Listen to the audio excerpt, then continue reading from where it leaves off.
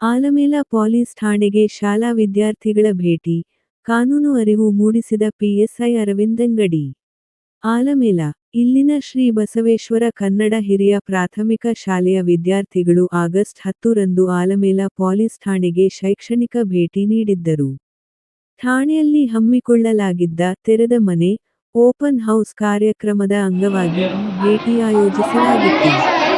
ಈ ಸಂದರ್ಭದಲ್ಲಿ ಆಲಮೇಲ ಪೊಲೀಸ್ ಠಾಣೆಯ ದಕ್ಷ ಅಧಿಕಾರಿಯಾದ ಪಿಎಸ್ಐ, ಸೈ ಶ್ರೀ ಅರವಿಂದಂಗಡಿ ಅವರು ವಿದ್ಯಾರ್ಥಿಗಳನ್ನು ಆತ್ಮೀಯವಾಗಿ ಬರಮಾಡಿಕೊಂಡರು.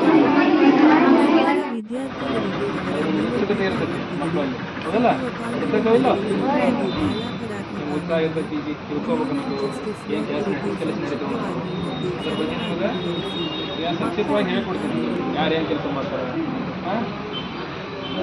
ಮಾತನಾಡಿದರು.